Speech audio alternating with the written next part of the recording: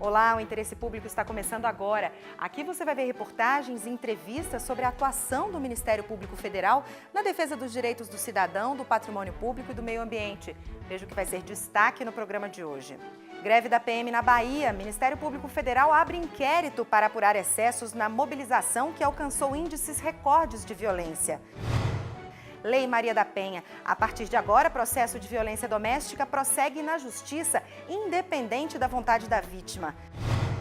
Chacina de Unai. Acusados de assassinar 3 fiscais e um motorista do Ministério do Trabalho estão mais perto do julgamento. E veja também, mães adotivas têm direito a salário maternidade do INSS.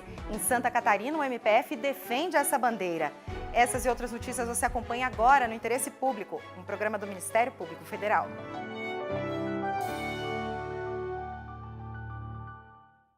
A greve dos policiais militares da Bahia escandalizou o Brasil. Em pouco mais de 10 dias, a violência tomou conta do estado. Foram registrados homicídios, saques, roubos de carro e destruição de bens públicos.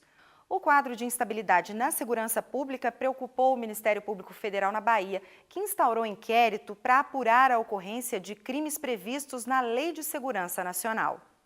Nas ruas de Salvador, a população está aliviada com o fim da greve, mas para muitos ainda é difícil esquecer o clima de tensão que se espalhou pela cidade nos 12 dias de paralisação dos policiais militares. O clima na cidade ficou muito tenso, a população se sentiu insegura, não é? O índice de homicídios aumentou bastante e a maioria das repartições, por conta disso, não funcionaram. Dá um perigo, dá até medo sair de casa. Conviver com aquele clima de medo, aquela insegurança total, entendeu?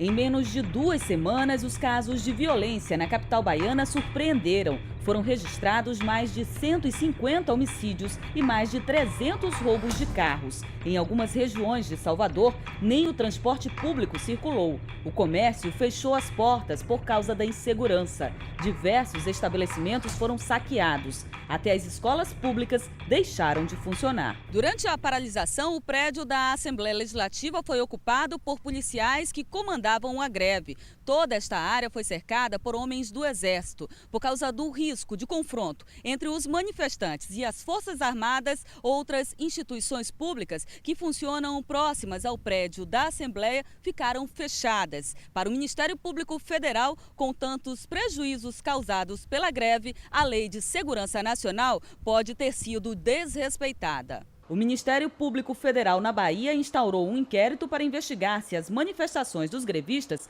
podem ser consideradas criminosas e para apurar quem seriam os responsáveis pelas ações. O artigo 15 da Lei de Segurança Nacional define como crime a prática de sabotagem contra meios ou vias de transporte. Esse é um primeiro delito que nós podemos ver a partir do que aconteceu aqui.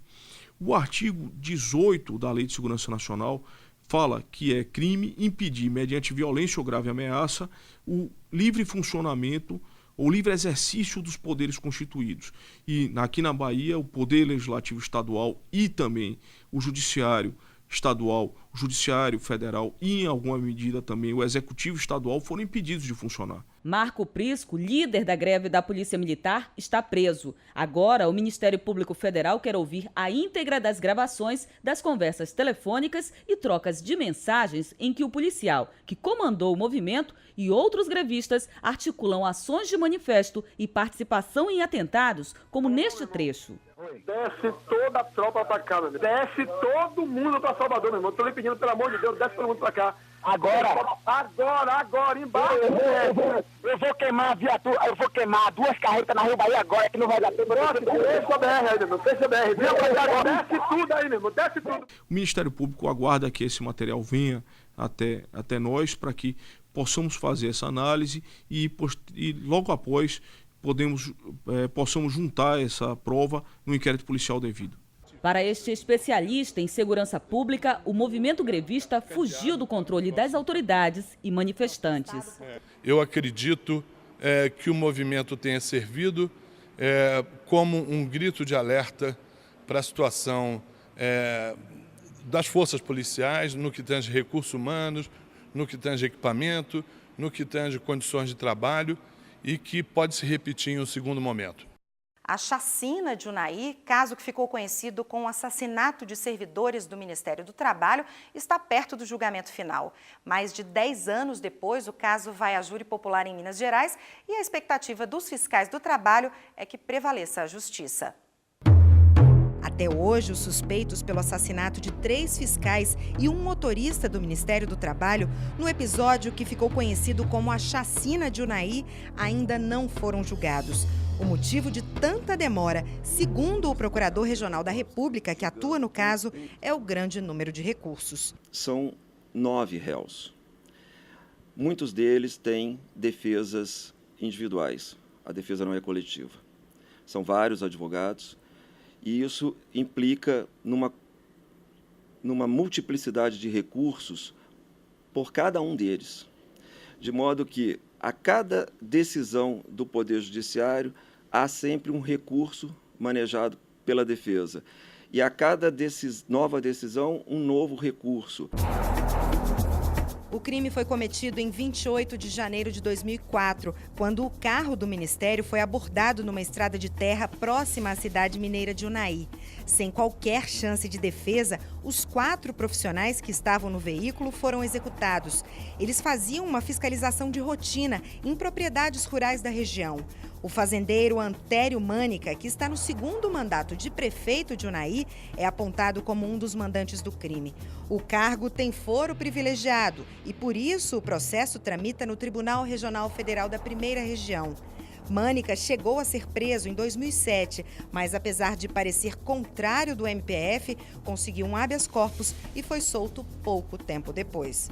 Agora, tudo indica que os 9 acusados estão mais perto do banco dos réus. No início deste mês, o Supremo Tribunal Federal determinou que o processo fosse imediatamente enviado para a jurisdição do crime, a 9ª Vara Federal de Belo Horizonte, para ser julgado no Tribunal do Júri. Antério Mânica é o único que vai ficar de fora do julgamento popular por causa do foro privilegiado. Entre os auditores, a expectativa também é grande. A presidente do Sindicato dos Auditores do Trabalho lembra que, ao contrário do que foi dito naquela época, os fiscais não estavam investigando suspeita de trabalho escravo. Era mais uma fiscalização de rotina. Ela diz que mesmo nesse tipo de serviço costuma haver ameaças. Infelizmente, isto é comum na rotina, em nossa rotina. Nós temos uma norma internacional, uma convenção da Organização Internacional do Trabalho, a Convenção 81.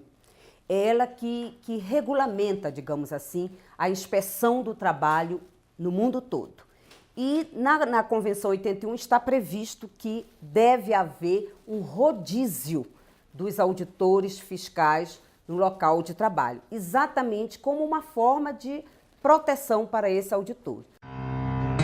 Uma reivindicação antiga do sindicato é o aumento do número de servidores. A intenção é fazer o revezamento de profissionais, evitando que um mesmo fiscal fique marcado nos locais onde as autuações são recorrentes. Outra cobrança é a escolta policial, que hoje só é oferecida nas ocorrências que envolvem suspeita de trabalho escravo. Nós precisávamos ter uma segurança maior. O Estado precisa dar segurança aos auditores fiscais. Os auditores fiscais têm o direito, como servidores públicos, para bem desempenhar suas funções, de ter a proteção do Estado. E o Estado tem essa obrigação de conceder. Esta outra auditora do trabalho conta que, mesmo nas fiscalizações de rotina, os profissionais nunca sabem como serão recebidos. A nossa atividade fica à mercê, sim, dos patrões. E eu acho que a gente devia ter um respaldo maior, sim, do governo.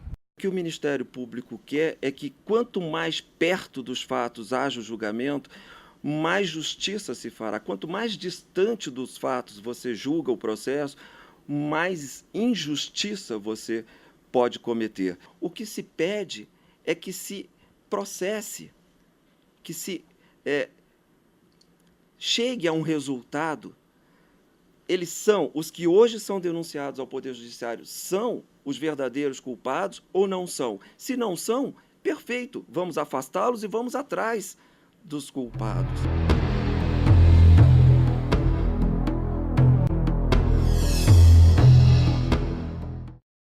No No próximo bloco, mães adotivas devem ter os mesmos direitos que mães biológicas? Saiba a opinião do MPF sobre o tema. E a Lei Maria da Penha ganha mais força. Agora, processo de violência doméstica vai prosseguir na Justiça, mesmo sem representação da vítima. Veja a seguir.